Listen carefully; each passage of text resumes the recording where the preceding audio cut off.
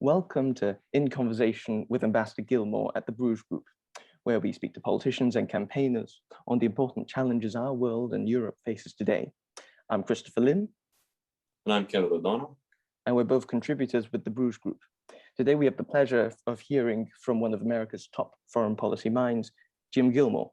From a US Army counterintelligence agent in West Germany to being Attorney General, then 68th Governor of Virginia, and lately US Ambassador to the OSCE, Jim Gilmore's life of public service couldn't be longer and more varied. Elected governor of Virginia in 1997, Governor Gilmore oversaw the implementation of rigorous academic standards that improve student learning, enacted more than a dozen tax cuts, and the virtual elimination of the state's tax on cars and trucks, among many other achievements. Governor Gilmore served as chair of the Gilmore Commission from 1999 to 2003, which advised Congress on U.S.'s capabilities to respond to domestic terrorism, and chairman of the Republican National Committee from 2001 to 2002. In 2018, Governor Gilmore was nominated by President Trump to be U.S. Ambassador to the Organization for Security and Cooperation in Europe, the world's largest intergovernmental security organization, reflecting Ambassador Gilmore's past focus on technology and the new threats it brings, as well as a coordinated response to national terrorism. Ambassador Gilmore, thank you very much for speaking to us. I'm pleased to be here. I look forward to the conversation. This is a British think tank, isn't it? Yes, we're based in London. Then please ignore the picture of Thomas Jefferson over my right shoulder. Oh, that's completely fine. How do you believe, as far as we've seen, President Biden's foreign policy approach can be defined as? I think it's still developing, and it's not very transparent. I think we have to have more history here to determine how he's going to handle things. I am, however, concerned about what I've seen so far. It seems to be a much more accommodationist type of approach to international relations, and particularly to the Russians, than I think that we saw with President Trump. With President Trump, and I was his spokesman in Vienna at the Organization for Security Cooperation in Europe, we took a very firm line with respect to the Russians. The goal there was to send a message that we simply wanted to protect the liberties and freedom of people in Europe, and also to prevent them from doing anything reckless, particularly in the fact that since there's an ongoing war going on right now in Ukraine, and there have been other wars in Europe as well recently. Europe, as you know, is quite unstable. So what we're seeing with President Biden right now is concerning. The summit was held, that we've never really had a full explanation, really a serious one, as to why that summit was held. I noticed that this past week, the European Union declined to do their summit, even though the French and the Germans were sort of trying to intimidate the EU and saying, well, if Biden can do it, then we should do it. And that didn't work. But the concern about Nord Stream 2 pipeline, the agreement basically for that to go forward, the withdrawal of American ships from the Black Sea, even though the British did send a ship into the Black Sea, it was quite confrontational this past week in the Crimean area. So I think that we don't know yet. Biden talks tough, and the question is it all talk? His behavior and conduct in the American policy has to be observed over a longer period of time before we really can answer that question seriously. Yes, I guess we have to look at these things really when push comes to shove, what his real position is. Let's hope it never does, but oh yes. Of course. So recently discussed at the G7 summit, President Biden pushed the B3W project to the top of the G7's top of the list of priorities. Do you think this project will be any more successful in countering Chinese assertiveness in his foreign policy? Or do you think President Biden is just trying to appear tough on China? Well, I don't know how tough that is on China, frankly. That's the project has been proposed out of the G7. Frankly, there's been zero discussion of this in the United States. I've seen no report of it anywhere in the United States. Kind of reminds me of OSCE. Nobody knows about that either in the United States until I've started talking about it. But this project is intended to be a G7 alternative to the Belt and Road Initiative. It struck me when I looked at it that it was, kind of a lot of money. There are an awful lot of people in the G7 that are offering to put up a lot of money over a long period of time in order to offer an alternative to the Belt and Road. Now, first of all, the Belt and Road Initiative has to be watched closely, not because it's economic growth and development, which so many of these countries are adopting with the Chinese, but because of the political implications of it and the danger that China will increase their influence across Asia and Europe through that process, that economic process and economic power. Again, remember that the war and conflict in the 21st century should be considered entire. It's military, but it's also economic. It's also messaging and communication. It's also cyber.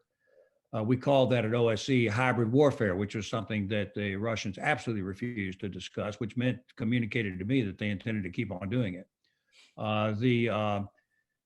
So this is just a piece of that. My first reaction is, let's see it develop. There was virtually no data or information or detail connected to it.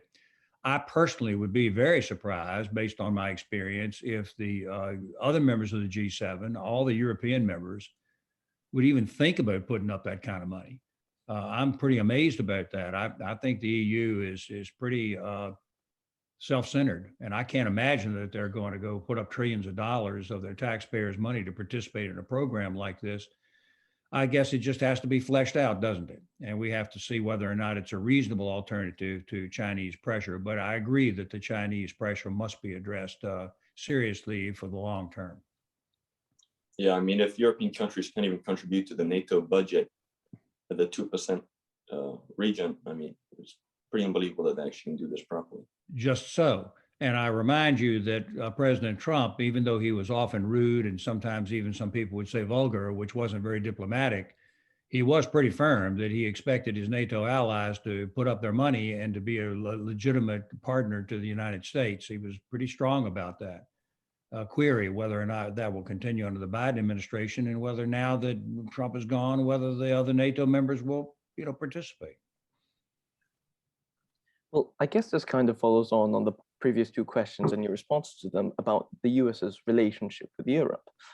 Now, you've obviously been a very strong advocate of the US retaining its close ties with its traditional post-war European allies. Do you think that this is what you're seeing from the current administration so far? I know there hasn't really been much time, but what we've seen is, once again, a lot of public messaging to be polite, a lot of talk to be less polite. President Biden has gone to Europe. He has been warmly embraced by everybody in Europe, including the British. And this constant message, well, we really just hated Trump and we love you. And that's the message that the Americans are hearing, which makes President Biden look pretty good, because we do want to be in close relationships with our European allies. My own experience in Vienna at OSCE was that we did not have these fissures and divisions between the principal allies and the United States. I connected up very closely with what the European Quad, which is the British, the French, the Germans, and the Americans. And I found our relationships to be warm, cooperative. We were all on the same team. We all understood that. We were all very confidential. When I got to Europe, OSCE, my principal goal was to connect up with the Western European allies much more closely.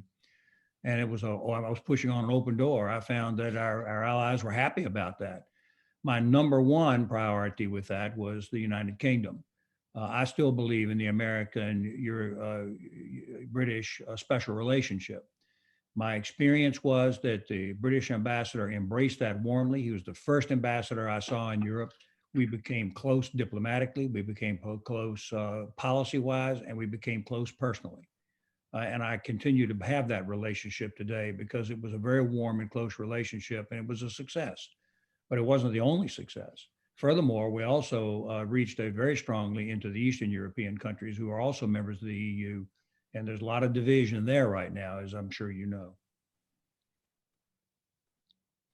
Yeah. At a recent summit in Alaska, China's top diplomat Yang Jiechi told US officials that they could not speak to China from a position of strength. How do you think the US should react to Chinese wolf warrior diplomacy?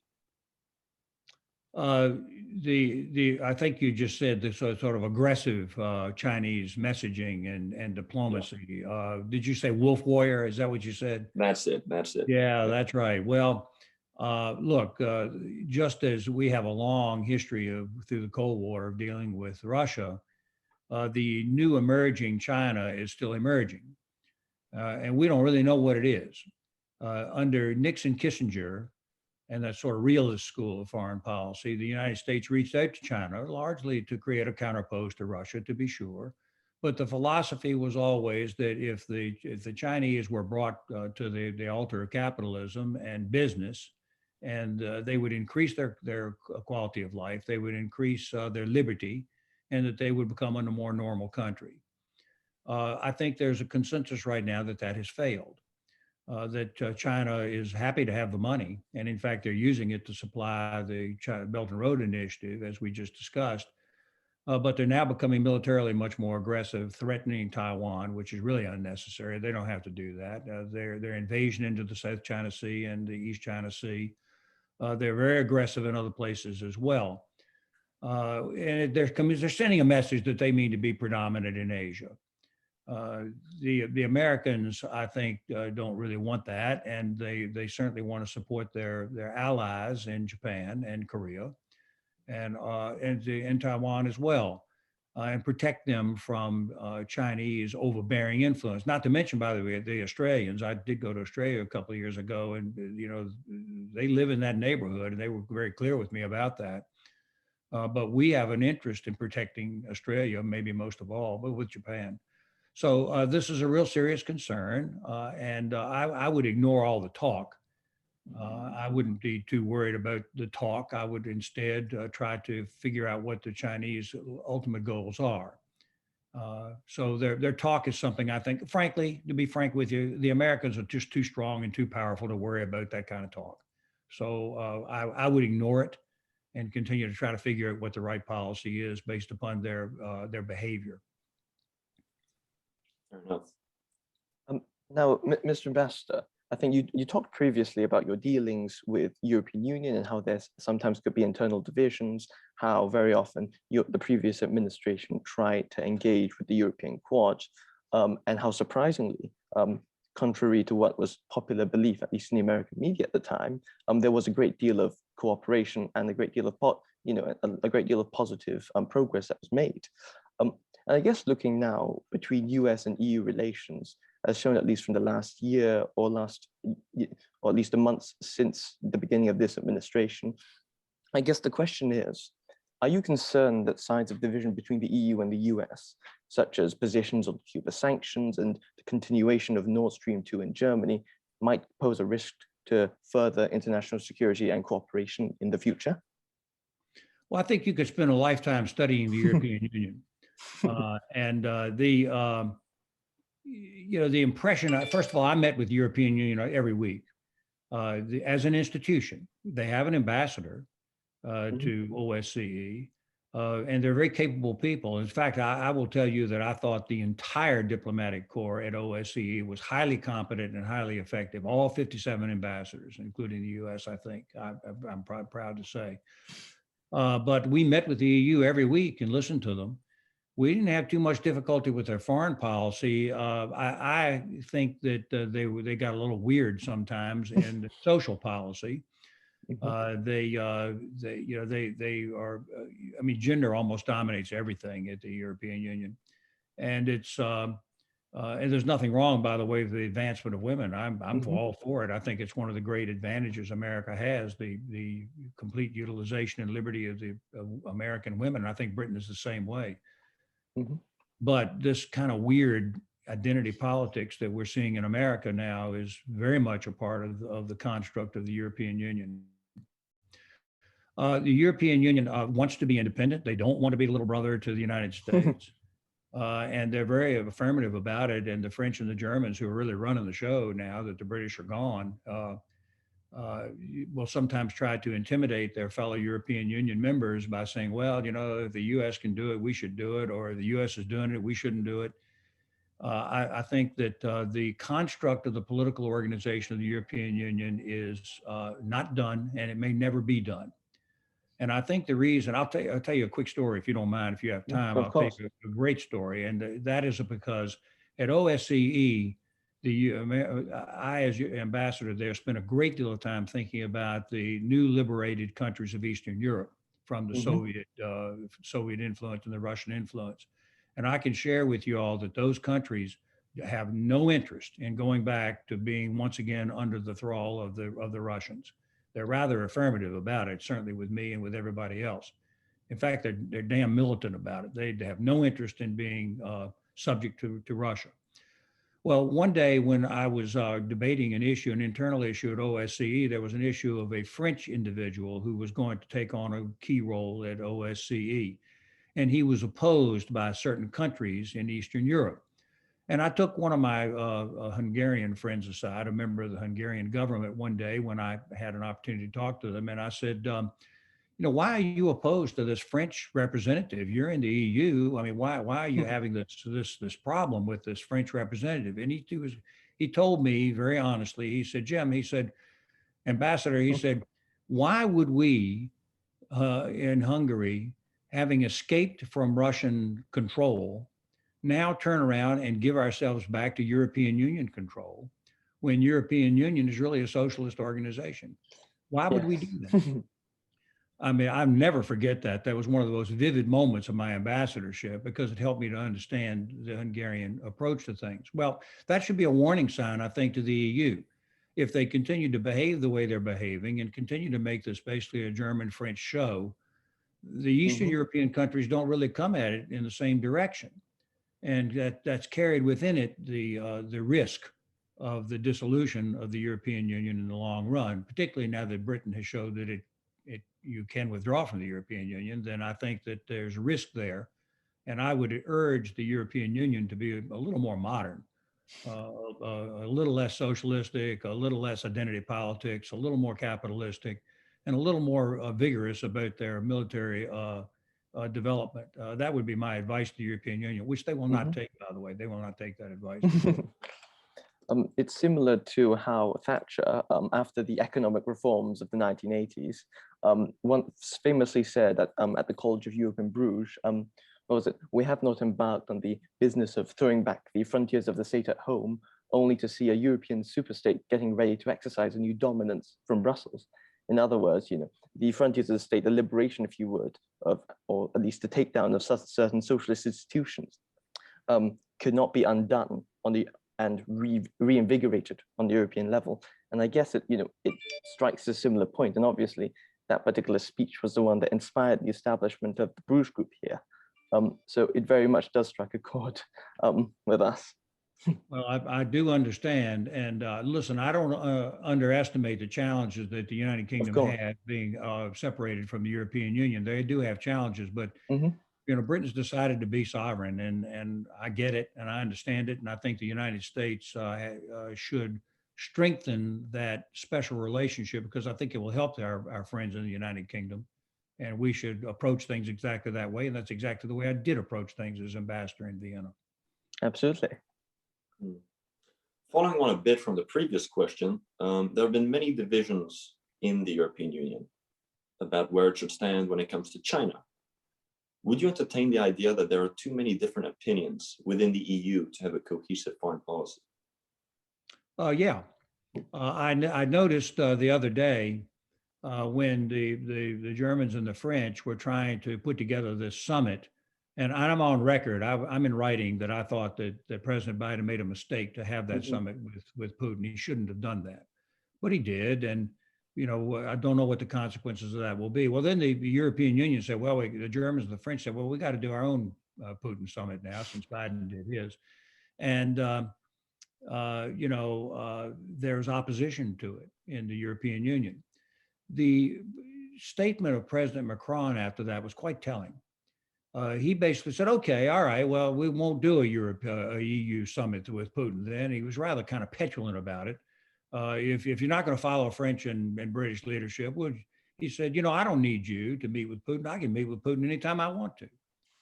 Well, that's true, you see, and that's because there are different foreign policies in all of these countries of the European Union. There just are. And they're trying now to figure out, are we going to subsume all that into one unified country called the European Union, or are we going to maintain our sovereignty over our own foreign policy? Well, Britain answered that question. But I would suggest to you that all the rest of them are answering it also. They're all, even the French are saying, we maintain our own independence to do what we want to do on our foreign policy. So there's a pull and push right now in the European Union about where that's going to be. The American experience over 200 years is we just don't any longer have foreign policy under our Constitution of the individual 50 states. We just don't do that. But I don't think they've reached that agreement in the European Union. And as a result of that, I think that there are too many cultures, too many histories. My God, I read a history of Europe just recently, particularly Central and Eastern Europe, which was much of the focus with Ukraine of the OSCE. And it is a bewildering history, Europe. And the tension remains to this day. I don't know how you're ever going to put together foreign policies as different as Serbia, Albania, France, Germany, the Baltic countries, Hungary, Poland, Greece, Spain, Portugal. I don't know how you do it. And I'm not sure you have to do it. I think that Europe can do just fine with their many countries working together under some type of umbrella to recognize that they're really all in the same boat together. And they are. And the US, I think, should be helping on that. And I tried to do that as ambassador. Indeed. Recently, it's become a widespread view that China is an emerging superpower. However, we know that China is plagued by many issues, from an aging population to much lower levels of economic growth in the last few decades.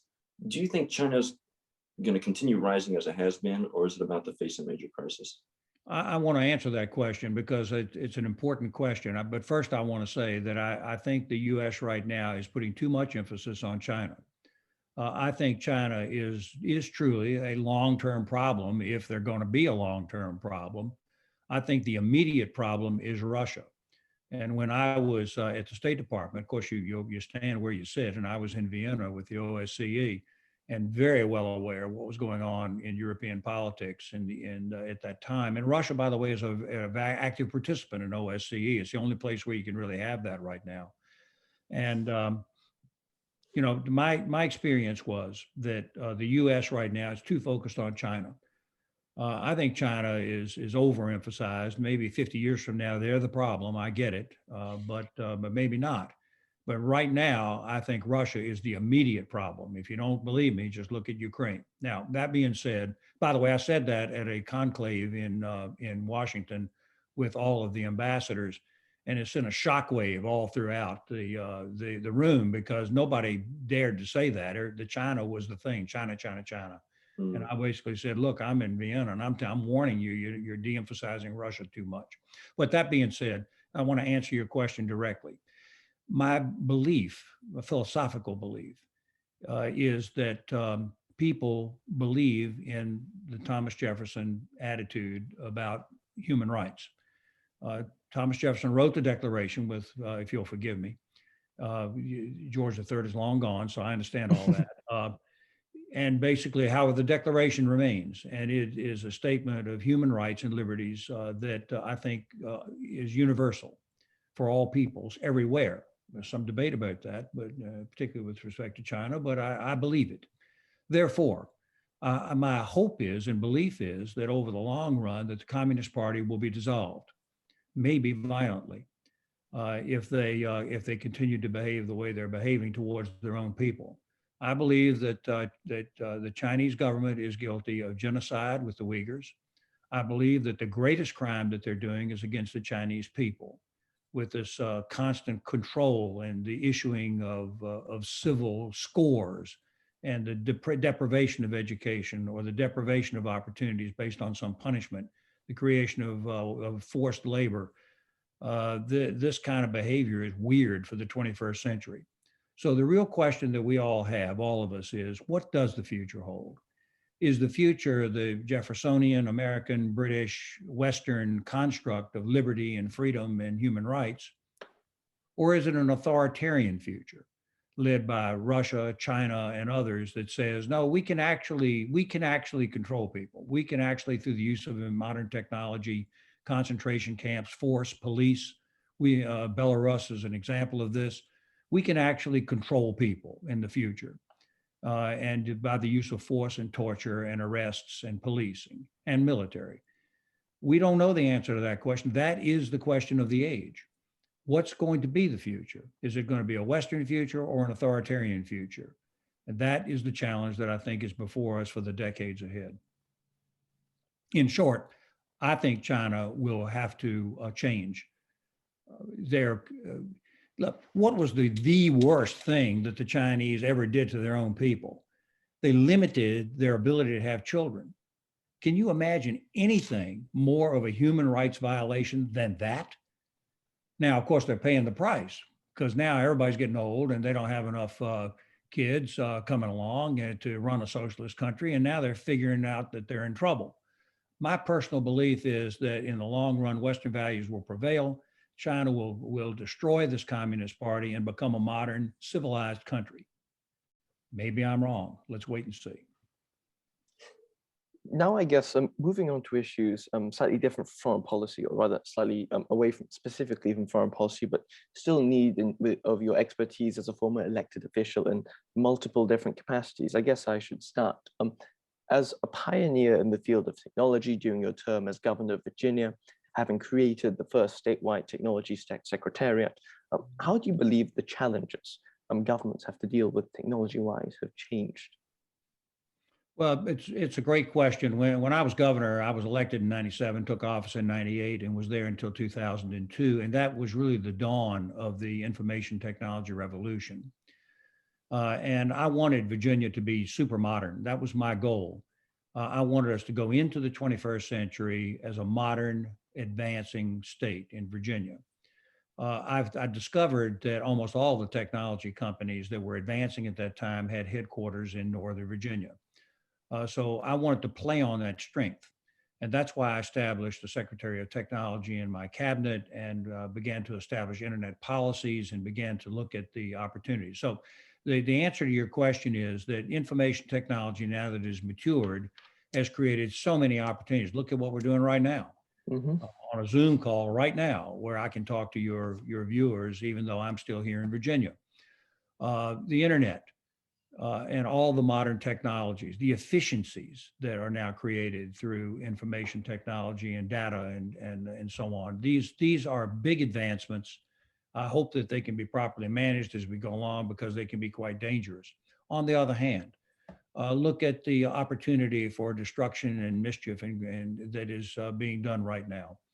Look at the hybrid warfare that we were talking about, the cyber attacks that are going on, the difficulties of ransomware, where a big energy pipeline in the East Coast was attacked and then held up for a ransom. What happens when a nation state decides they're going to create a hybrid attack on another country? That would be Britain and the United States primarily. What happens there? And it's not that hard to do, to destroy that. I gave a talk last week in which I sort of held up this cell phone and I said, tell me what you would do if the internet and all cell technology were terminated today. What would your life be like? And you got to think about that for just a minute. Where you accustomed to all this now? What happens if it all stops? Particularly if there's a conflict and there is a information technology attack. They're going to try to stop all internet and all cell phone communication. What does that do? So the opportunities are here, but the challenges are here also. And we're in a dawn of a new age. And I think it's going to require a lot of thought. And we shouldn't just become technocrats trying to figure out how to make all the bells and whistles and all the connections work. We have to think philosophically about what kind of society we want to be and then use technology to implement that society. Absolutely. I think moving on from sort of the questions of technology, which are obviously, well, we don't have enough time to really dissect all of the numerous challenges the modern world will face, or at least in all the numerous benefits as well. I guess moving on to your role as the former chairman of the Republican National Committee, obviously in charge of election fundraising strategy and the party brand, and particularly having presided over a midterm election, how do you think the GOP can best win the midterms come 2022? Well, now you're asking me to put on a political hat and a partisan hat.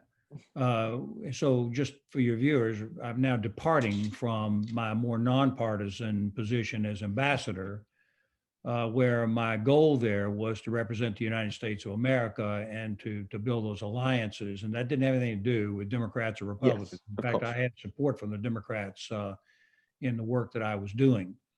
So now you've asked me a partisan question. Well, I am partisan. I mean, shucks, I was head of the national party in the United States, the Republican Party, and I was a very partisan Republican governor in Virginia.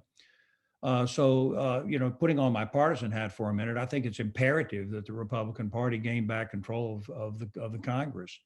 And the reason is there's just a lot of weirdness going on right now with American policy. I think it's mirrored in Europe, but not so much. I think America right now is just very strange. Everything is being determined by race. Everything's being determined by gender. And that, by the way, is very much mirrored in Europe. It's getting strange right now. We're spending an awful lot of money, which I think is going to either be a lot of debt or it's going to be a lot of taxation coming up the road in the future. President Biden's already offered higher taxation, which will have a dramatic impact on the American economy. There's just a lot of problems right now that are emerging. And my communication to you is that I believe that the left wing has gone too far in the United States. I believe that it is widely known right now that they're trying to really hurt in education in the United States. They're using it as a propaganda vehicle as opposed to just education. And I think parents don't like that. So as a result, I think we're seeing a bit of a reaction right now.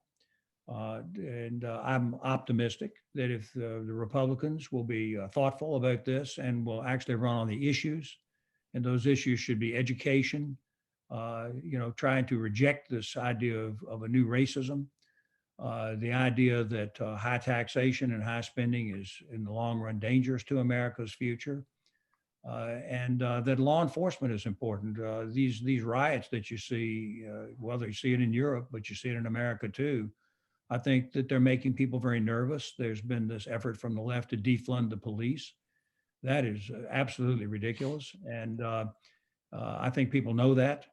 And now we're seeing an increase of murder rate. I believe that gangs are now in the cities trying to take over territory so that they can sell narcotics. I think that there's going to be a reaction against that. And there's a good chance that the Republicans in the midterms, if they make this case, will be able to come back and take at least one house of the Congress. And that's vital, I think, for the future of America. Yeah, that's my partisan statement. Thank you very much. Yeah, I mean, it's pretty worrying when you see President Macron saying three months ago, telling the United States to stop exporting its woke culture to France. Something's definitely going wrong. But on behalf of the Bruce Group, I would like to extend our thanks for you being on with us today. It was a real pleasure for me, and I'm sure it was for Chris. I'm sure our viewers will deeply appreciate your insights. Thank you very much. Well, thank you very much. I can assure you that my view and most Americans' view is a very closeness between the United States and the United Kingdom, and that has to prevail. By the way, the British ambassador at OSCE was named Bush. Scared me actually when I got there. I didn't like that, but he turned out to be a good Bush, a good British Bush. Well, thank you very much, Mr. Ambassador, and we hope to have you engage more with the Bruce Group in the future. Thank you. Thank you very much.